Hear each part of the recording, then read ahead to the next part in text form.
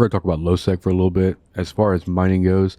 Now, normally I do not recommend low sec mining, especially when you're at the alpha level in a venture.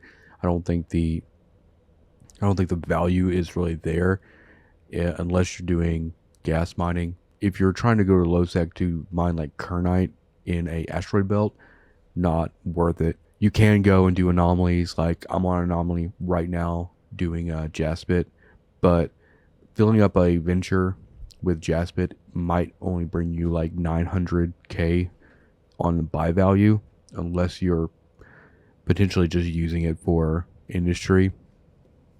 I normally recommend low sec mining when you get into expeditionary frigates, and that is your prospect, your endurance. One, because you have the added utility benefit of having cloaking, which opens up a lot of strategies as far as avoidance and survivability, and also you have better mining rates with that as well.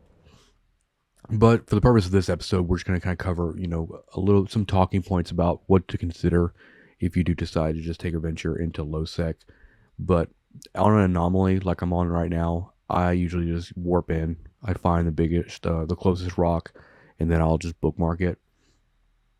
I don't want to spend time burning to the rock, and because you're not only worried about other players, you're also worried about rats and things like that. So you want to make sure you have your drone skills pretty decent as well. Now, the big thing about low sec is you're going to be really cautious about what's on DScan. And I also use a secondary overview here that strictly shows player ships, things like that, because they will show up here. Well, you're not going to have a whole lot of heads up, but when they get into a certain distance from coming on grid with you, you're going to see it. And usually I just keep a warp tab up, sort it by NPC stations. So the thing too is, like, if you're going to mine in low sec, I know there's a lot of low sec systems that don't have NPC stations, but definitely have a way that you can dock up if you need to. And then also, if you're just kind of mining, I don't know, not very often in low sec, and you're just kind of coming in maybe to just get isogen or whatever the case may be, then fill up a venture and then go ahead and have your route kind of pointed back to high sec, so it's a little bit easier and quicker to identify your gate on the way back. Like I said in the beginning of the video, the mining in low sec in an adventure, if it's not gas, is kind of just a waste. You're going to be looking at D-scan, a PvP tab pretty much all the time, and you're going to kind of jump whenever anything is fishy. Now, if you're in something that can cloak, like a prospector or an endurance, you actually have the benefit of cutting lasers. So I'm actually orbiting at 2,500 meters here, but if I was in a prospector endurance, I'd probably be orbiting at probably like 3,000 in this anomaly. And what that would allow me to do is, if I see something on D-scan and I drill down to 1.5 or 1 AU or whatever, and I see they're definitely like trying to like hone in on where I'm at, you can essentially just cut lasers, keep your orbit, and then just cloak. So if they do come on grid with you, they don't see anything, and then they leave, and then you can kind of just pick up where you were going. Another thing I'll do too is, if I know somebody is kind of like bouncing between a lot of belts and anomalies and things, then if I have somebody come on grid with me, I'll cloak up, and then I'll when they leave, I'll just kind of warp over to another location of mine. So one reason I love the prospect, because I can cloak, orbit, and even if they come on grid with me, I can kind of just bracket them. So like I'll have a list of belts, and I'll have the furthest belt away from me at the top of the list. So if somebody does come on grid with me, I'll just go to the opposite side of the system and start mining there. And it's a little tedious, but it's a good way to actually fill up on kernite and stuff like that if you're looking for it, and you're just kind of basically always on the move. But then obviously, like, you don't have drones with a prospect. So what do you do as far as if you get on a belt and there's rats there? Well, you just go to another belt. So that's one of the other things I'll say too, is pick a system with a lot of asteroid belts. The more asteroid belts that are available, it's going to be a lot more difficult for people to kind of like hone down on where you are at. And you can essentially kind of like keep bouncing all over the place and until you can fill up. We'll finish up here, and then I'm going to kind of show you exactly kind of how I would mine on a belt. Since I've kind of show you how I'm doing on an anomaly right now, it's pretty simple. These rocks are not that big. We'll go ahead and do a scan on this one. I've got about 2,500 cubic meters in the ore hole right now, And so you see there's about 5,500 cubic meters left. So they're not big rocks. If you're in an adventure, you're going to go out there, kill one rock, you're going to be full, and then you're pretty much going to go and empty out anyway. But let me go ahead and we're going to go jump to a belt. Go and cut lasers there so we get the credit for that, the progress we made on that. And obviously if we see rats on this belt, we are going to immediately pick another belt. But really what I want to show you is kind of placement, where you want to be on grid. And this goes for if you're in a expeditionary frigate or if you're in an adventure. You don't want to be mining at 0. You don't want to be mining inside the arc, things like that. And I would say this is probably more, if you take the strategy that I'm showing you for a noms and things here, then I think you'll be just fine if you're in a expeditionary frigate. Actually, we're gonna attempt to kill this guy.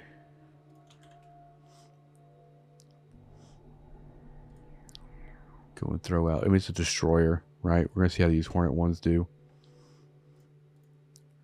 So what we basically are looking at here is fiery Kernite. That's the better one, but I don't see it because we can get pyro. You can get pyro in any other high stakes system. We'll start moving towards. We're going in the opposite direction just because he's way out there doing weird stuff. But see, if it's a destroyer or something and you're carrying, and these are just Hornet ones that are on him right now. Obviously, like they're not doing a whole lot of damage, but they're gonna kill him. We're actually gonna turn on our prop mod here because we're gonna try to like speed up a little bit.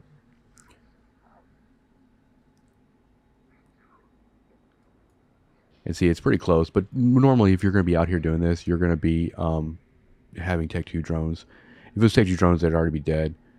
But he just needs a couple more hits and we'll be good. But that just shows you, like, even a destroyer rat out here can be a little tedious. Alright, he is done. So we take a little bit of armor, but that just kind of gives you an idea of the damage output that they can do. And so normally, just give you an idea of, it's not really, it's kind of a scattered kind of thing. There's not a whole lot of density on these low sec belts, as you can see. So this would be 0 right here. If somebody warps to this belt, they're going to be right here. So my range on these is 12k. And so essentially I'm right up next to this rock, and I'm going to go basically 12k out in the opposite direction of 0. I'll probably pick it like 11 or so, because even these rocks out here are enough to fill up your venture in most cases. So what are we on? Luminous. So yeah, about 3 or 5 or whatever. So I'm going to go and start putting lasers on this. So we're out here. And see, the idea is just being further away from 0.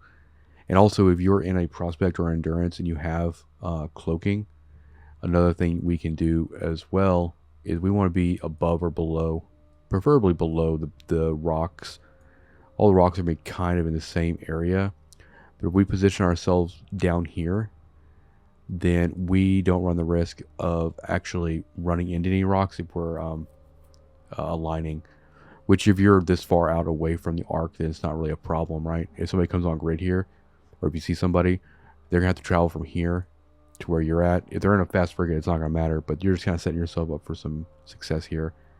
But in a prospect or something, you can literally just kind of cloak here, and you're a little bit harder to find out here because they're gonna expect to find cloaked ships on either on the inside or somewhere close to around here.